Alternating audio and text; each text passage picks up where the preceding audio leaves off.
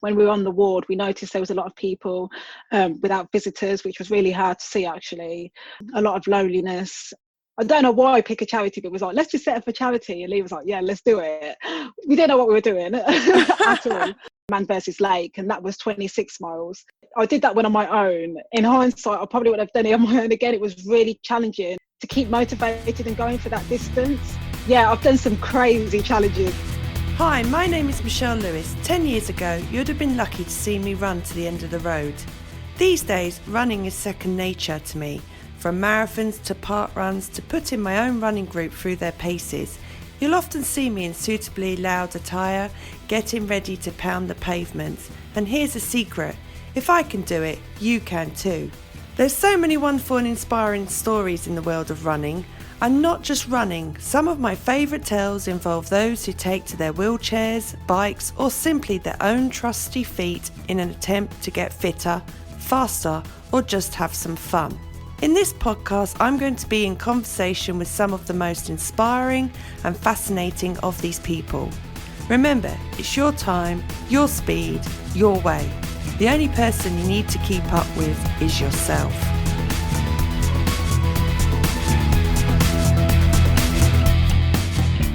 Welcome to this week's episode of Running Tales. Today I'll be talking to a local legend in Northampton who is not just busy with her charity work, this week appearing in the November 2020 edition of the Hello magazine as a nominee for the hashtag Hello to Kindness. So let's get chatting to Lorraine Lewis, co-founder of the Lewis Foundation, and find out her running tale and what she'll be busy doing during the second lockdown. Lorraine, thank you for taking time out to chat with me. Can you tell us, have you always been sporty? No, that's a straight answer. No, I wasn't. I mean, at school, like, I would try and find every single way possible to get out of any activity and be like begging my parents, can you write me a sick note? So I didn't Really? want to do it. Yeah, absolutely hated it. I hate the cold, all that, any swimming, nothing. So I tried to make any excuse I could to, get out of PE, basically. Wow. And then, okay, you left school, nothing. And then is it through the charity then that you started getting into running?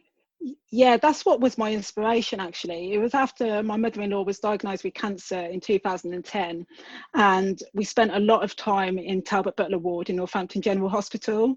And what inspired me to try and do some physical activity is when my mother-in-law, she'd be in like a private room and you had to pay to watch TV, which was ridiculous. So it was like £10 a day or £35 a week. And it would have been okay if she was in there for a day or two, but due to her treatment, she was sometimes in there for like weeks or months on end. So what we used to have to do is bring in a TV from home, which was a nightmare because it wasn't a little TV. It was like one of those big 32-inch ones. So, and the thing is, like, when you park up and you have to be lugging that through the streets and through the hospital, you don't look great. No, I was going to say, thank God it wasn't one of those old box 80s TVs. I know. Well, I don't know how I would have got that in. Luckily, it was a flat screen. So that's what inspired me to do something to try and raise money for TVs for the Talbot Butler Ward. So I needed to get 14 TVs so that people didn't have to pay to watch anymore. So I thought, what could I do? And then my brother had done Tough Mudder the year before. And he was like, oh, why don't you do that? It's really simple. I didn't know what it was, but because if I did, I knew it would have been simple. So I persuaded one of my friends to do it with me. And that was a shock because when I told people I'm fundraising and I'm doing Tough Mudder, they were like, Lorraine, you're not going to make it. And I was like, what do you mean? Have a look. And I was like, actually, I'm not going to make it. It just looked insane. And you're like, it's one of those events where 3 weeks later, you're still getting mud at if it is. Yeah, and cuts and scratches all over the place. And I did that. And actually, I found it was challenging, but I actually really enjoyed it. I think what I loved about it was that spirit of everybody helping support each other around the course. Something that really shocked me, actually, that strangers would be there encouraging you and, cheering you along as you're, running and doing obstacle challenges. And for me, a lot of them were really challenging because it wasn't something I'd done before. But then once I'd done that and achieved the amount I needed to get the funds for the TV, I thought, actually, I don't mind this. I'm going to keep going and seeing what else is out there. And then that's what inspired me to get into running. It was as a result of fundraising and trying to get ready for these TVs. So what sort of distances, races have you been doing with the running? Yeah. So obviously the Tough Mudder was the first one, and then from there I started to just start running, and I was increasing my distances. So I found that was actually long distance running I was better at, which really surprised me. I'm not too sure why, but it just felt really good. I used to build it up into a rhythm. So then afterwards, the next year I did an obstacle run with my friend, and it was 20 miles and 200 obstacles. Wow. That really surprised us, because when my friend said, shall we do it? And she was like, 200 obstacles, it'd be just like little ones, so it'd be fine. And it absolutely wasn't. It was like ridiculous. It was worse than Tough Mudder. But Really? What was that it event? was. It was called Rat Race 30 Weekend. So it was just loads. There was a mile of monkey bars. There was like you were climbing up these scaffolding. It was just absolutely insane. And I did some more fundraising with that, because I thought, if I can use this to raise money, then I'll do it at the same time. So I was able to raise money to support the cancer ward again in the hospital. I did another rat race run in the Lake District, which was called Man versus Lake, and that was 26 miles. That was I did that one on my own. In hindsight, I probably would have done it on my own again. It was really challenging to keep motivated and going for that distance. But again, as I was going along the way, people could see I was on my own, and I joined up with other people and was able to complete it. So I've done some crazy challenges over the years. You're not selling it to me. You're not selling it. So if you've done 26 miles like that, have you ever thought about doing another 0.2 miles and making it a marathon? Yes, I have. I've tried to get into the London Marathon ballot every year, but I've never been successful. That's like my ultimate goal on my wish list to do, because I would love to do that. So I would give it a go if I got in. So I've put in for the ballot this time. So fingers crossed. You're not thought about doing maybe Milton Keynes, which is more local to home and likely to I didn't realise they had a marathon. Yeah, Milton Keynes, usually the first weekend of Bank Holiday May have a marathon. And it's getting, it wouldn't surprise me as the years go on, it will be just as big as London. Not as, but it's, the support and that is massive, and thinking... I'll definitely, check that out for next year, because we do go to Milton Keynes Hospital as well. So it's got that local connection too. So yeah, I'll have a look. So you started the running, and that got you, you started off raising money for TVs, and then you was doing more events, raising money for the wards. But how did it get to the Lewis Foundation it is today, and the awards that you keep being nominated for at the moment? How did it get to as big as it is today in 2020, 10 years later? Yeah. So basically, it was after we got, a raise for the fundraise for the TVs. It was like, what else can we do? Because it just felt like that felt great, but it just felt like there was something else missing. When we were on the ward, we noticed there was a lot of people without visitors, which was really hard to see actually. A lot of loneliness, a lot of time spent on your own, because visiting was only equates to 4 hours a day. So there was a lot of alone time for people, and it was really tough.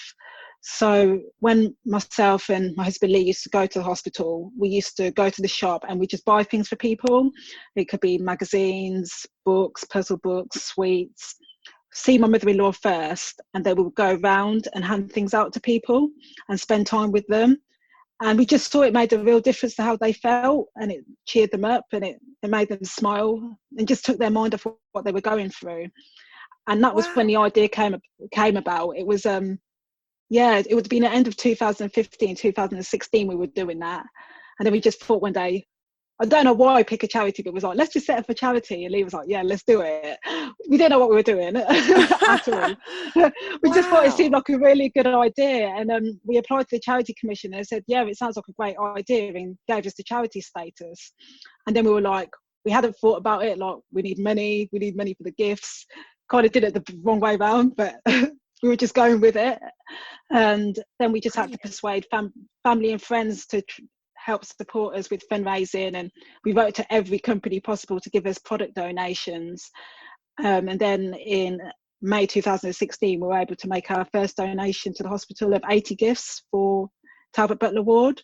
So 8 different types of gifts. So there was things like overnight packs. So if people were rushed in, they had underwear and toiletries, radio, magazines, puzzle books. Yeah, and that was amazing feeling to be able to give that first 80 gifts as a donation. And then we just didn't know where it was going to go. We didn't think it was going to go actually beyond Talbot Butler ward, to be honest. It was just like, we just wanted to do something to help. Because I Make a difference. noticed on your social media this week alone, you have been to Milton Keynes Hospital. Yeah, so initially started just on Talbot Butler ward in Northampton General, and then the more gifts we found we gave, then other hospitals were reaching out and asking if we could support because they were hearing the difference it made. Wow. So now we go to 9 hospitals around the Midlands. So we cover Northamptonshire, Milton Keynes, as you said, Nottinghamshire, Bedford, Leicestershire, and then Luton as well. So grown massively in a 4-year period, and we give just over 2,500 gifts for free a month to the hospitals we support. So wow, it's grown loads in a 4-year period. And like today, yesterday you was at Asda at Rushton, and they gave you loads of gifts. Is it a case of you just contacting them and saying, "Look, I'm the Lewis Foundation. Can you help?" And they're willing, or do you have to give the whole story and beg? It's I mean, we're in the early days there was a lot of begging, but as people have got to see us and know us, we get, like with Asda, the Rushton donation, they contacted us and was like, "Oh, do you need any donations at the moment?" So we're finding now we're getting businesses like supermarkets and individuals that are coming in contact with us and saying, "Oh, we've seen you've been giving out gifts, do you need any support?" Whereas when we were in the early days, it was tough because people were like, "Why are these 2 random people giving out gifts for free and they don't want nothing?" That was really the hardest part. People didn't get it. Yeah. Whereas now, 4 years later, they understand that we're giving it just because we want to do something to make people feel better. So we find now that people do reach out to help support us as well. And what about the people that you give these gifts to? Do they look at you and think, "Hang on, is Christmas come early?" Or are they aware of you and know that this happens? Yeah, now they do. Like in the early days, it was very hard because we were going onto a ward, or we were going into rooms. You didn't know what state somebody was going to be in. They could be fine that day, they could be really upset, they could be angry, and you're having to judge like the situation and what's the best way to approach it. But now people have got to know us and they're understanding why we're there. Sometimes we've got people there waiting for us to come. They know, which is lovely. Pre-COVID, when we were going in, people knew we were coming on certain days, so they'll be waiting. They know what kind of gift they're going to pick this week. So you build up like a relationship as well. So you get to know them beyond just, this is the person diagnosed with cancer. You're getting to know their likes, their dislikes, their family, their friends. And it's just an amazing feeling to be able to do that. And can I ask, is your mother-in-law still with us, or? Yeah, she is. She's doing really well. She's in remission now. She helps with the charity as well. She gets involved with helping us package, and when it was safe, going into the hospitals as well and handing out gifts, which was really good for people because it gave them hope and reassurance as well. And she could answer any questions that they had about what it was like for her when she was going through treatment. So yeah, she's doing great. Despite how tough it was, she's doing really well now. And how does she feel about the fact that, okay, she got this terrible disease, but the goodness that's come out of it from her getting cancer, to the amount of smiles and joy you've given to so many since then? Yeah, I mean, for her, it's like amazing to see. And I think for everybody, it was a real surprise that the charity has grown in the way it has. It's exploded. I don't think, none of us would have imagined that at all, including her. I mean, during that time, it was really difficult because while she was going through her cancer treatment, my father-in-law had a heart attack and passed away out of the blue. So it was a really tough time. So for her, like, I think it makes her really happy that she can see, despite all that horrible period that we had, that, we're now able to help so many people on a daily basis. So yeah, I know it makes her really happy. And that's something I was going to lead, because you've got so big, something, that started off, it would have been 1 day a week that you'd go around the ward. Yeah.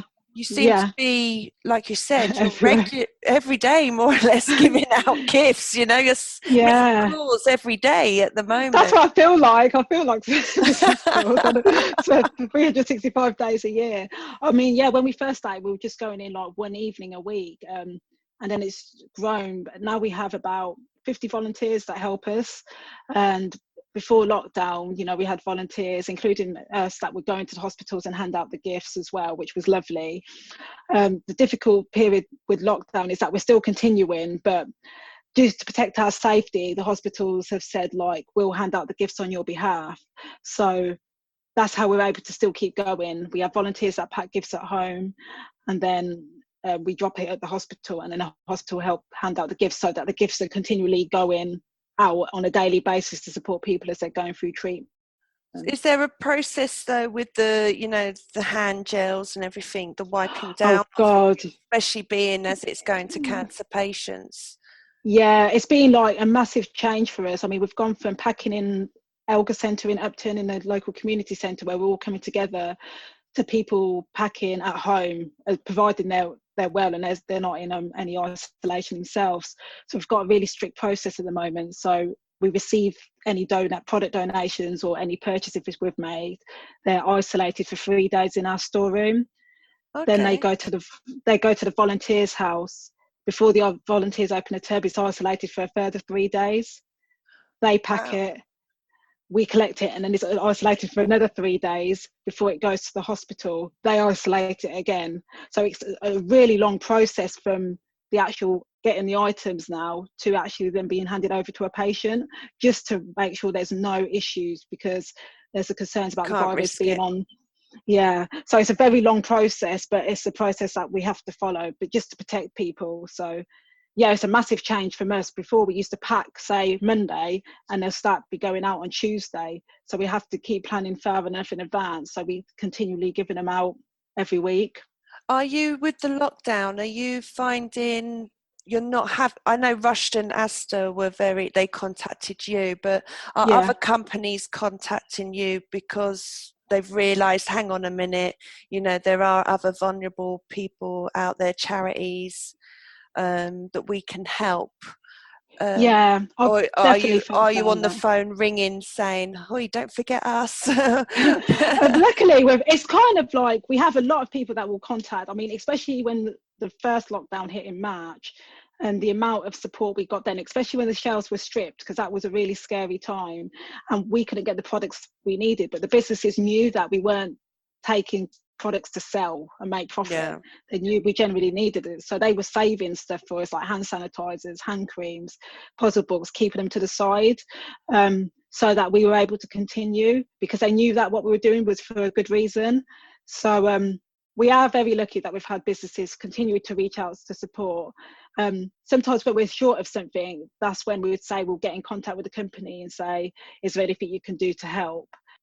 But as I said, we're really lucky that people have got to know and trust us, and they know that there's people that are vulnerable in the community, and that's why we're on social media every day, just so people don't forget that there's these people there that need support.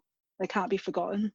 And I was going to say, obviously, social media is everyone's weapon at the moment to keep ourselves out there.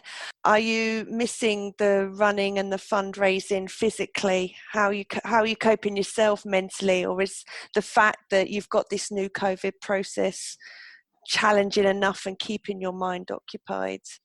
The first lockdown, I really struggled, if I'm going to be honest. I think because it was just such a shock and a change, and I'm very much a people person, so to not be able to mix with people, I found very hard to process.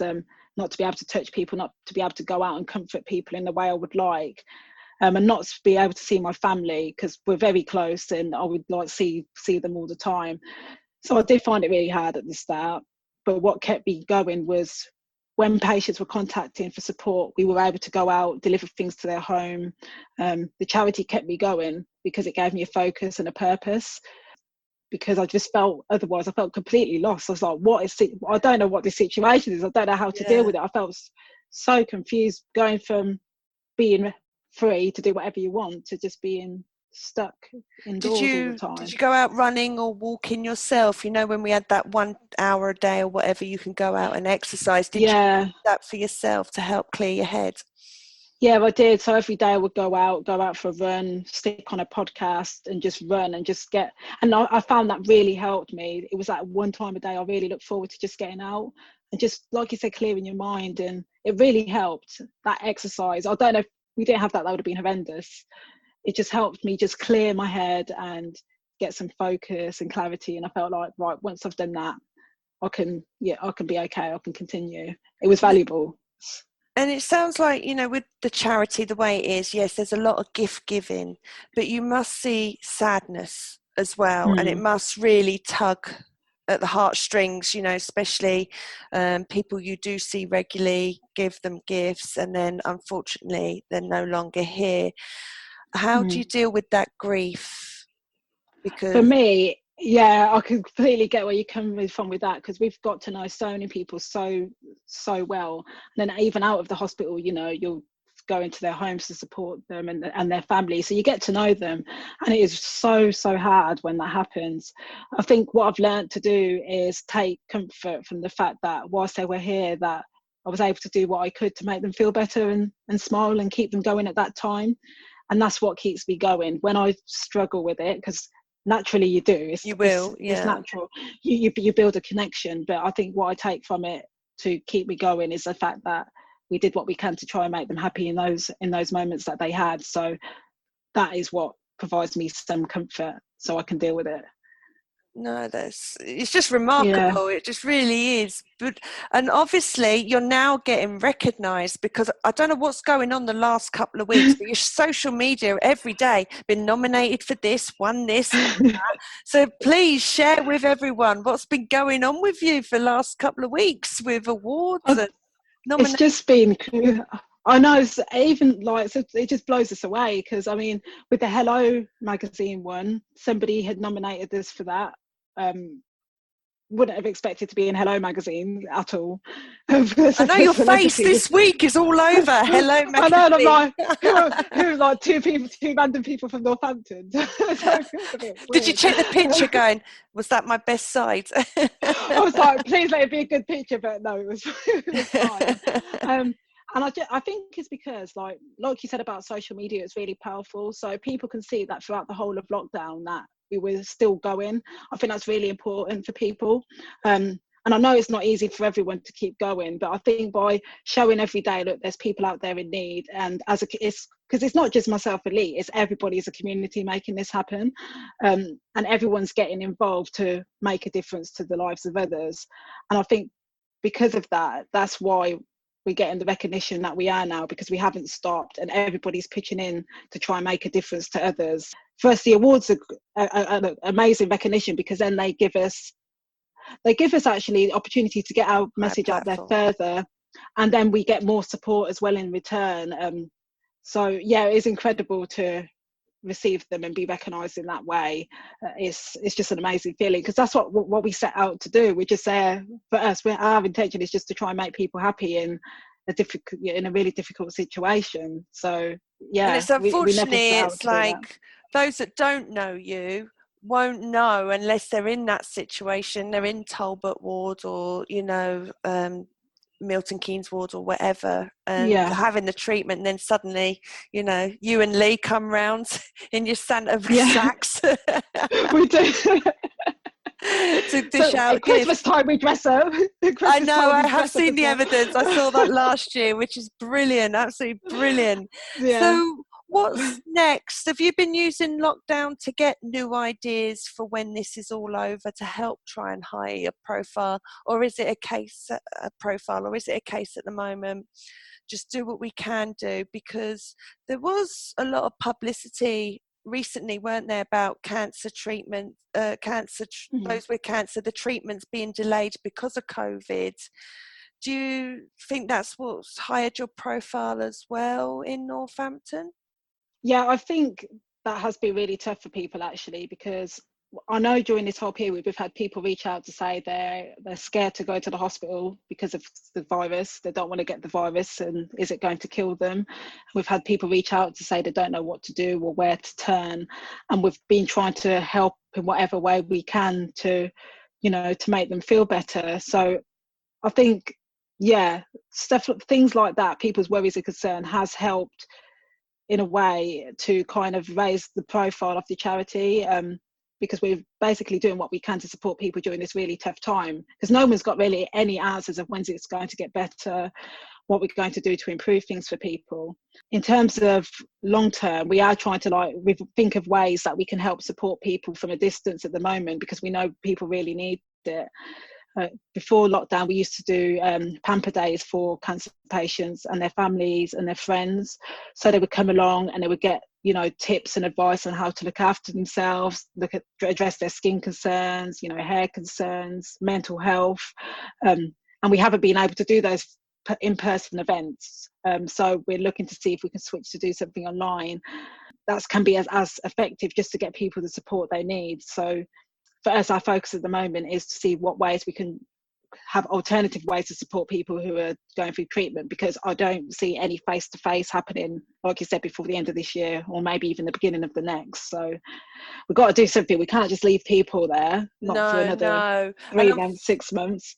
And unfortunately, not everyone's got a computer, so there are going to be a few that fall through the cracks that you cannot get to, unfortunately. But those you can, I suppose, maybe mindfulness and well-being exercises via Zoom, and it is going to be mental health, a lot of it. 100%. It is really I mean, it's bad enough for anybody, but if you're in that situation and you've got no support, you're going into hospital without even a family member sitting next to you, it's horrendous. I know, like, times when my mother-in-law would be, could you come and sit with me whilst the doctor's speaking? Just because they're not always processing it themselves. So to even lose something as simple as that, it's really hard for people. So mental health, I think, will be a big issue for sure. When was the last time you went running, Lorraine? Let's get back to the running side of it. I want to know, when did you last go running? It would have been last week. I went for a run. Please say Friday, because then it's only a few days. I think it was last Thursday. It was my day off, and I went for a run, and it was really great because I want to get back into it, especially during the wind period. Because at the moment, I just don't feel like I'm moving at all. You just feel like you're stuck indoors. So definitely looking forward to getting back into running properly, especially during the winter months, forcing myself outside, because it's so easy for me not to to just like lock the doors till next year. But no, I'm conscious of that. I think it's really important to keep going. And are you a cold or a warm runner? Warm. I hate the cold, so that's what I mean. I have to force myself this time of year to like get out and keep going. Once you're out there, when it's cold though, it's fine because you warm up. But I think it's that initial thought. You open the curtains, it's like, oh no, it's icy, or it looks really cold today. But it's got to be done. Oh no, it's the best time of year. I disagree with you. It's woolly hat season. It's great seeing all the runners with the woolly hats, bright socks on, bright tops. It's brilliant, leggings, you name it. It's the best time of year. Got my death myself. And finally, what is your must-have treat after a run, especially if you've done a long run? Oh yeah, so it's usually a burger and like a glass of Prosecco. A burger and a glass. You're so classy. Really? I'm like, don't say a McDonald's. Don't say a McDonald's. No, I don't like McDonald's, so it's fine. I usually go and I'll have a nice burger ready. Like I'll go to the shop, a burger, the Prosecco. That's my post-run treat. On that note, with a burger and a Prosecco as a treat. Thank you, Lorraine, for appearing on this week's Running Tales podcast. And if anyone wants to know more about the Lewis Foundation charity, where can they go? Yeah, if you head to our website, it's www.thelewisfoundation.co.uk.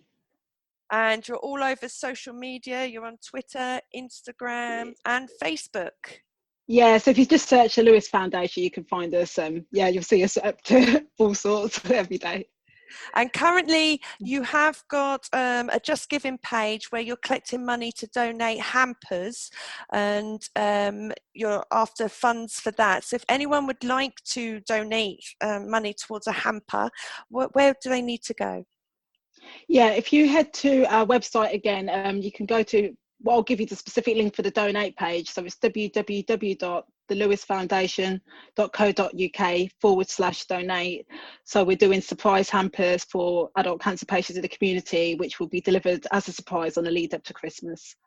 So please, listeners, get donating, get over there, get over to the Lewis Foundation website, and start supporting Lorraine and Lee on this amazing charity and the work that they do. So thank you from us, and I'm sure thank you from all the cancer patients that you do. Everyone, thank you for listening to Running Tales today, and please share with everyone, and if you're on Apple, please rate us and give us a review, and we will see you for the next episode of Running Tales.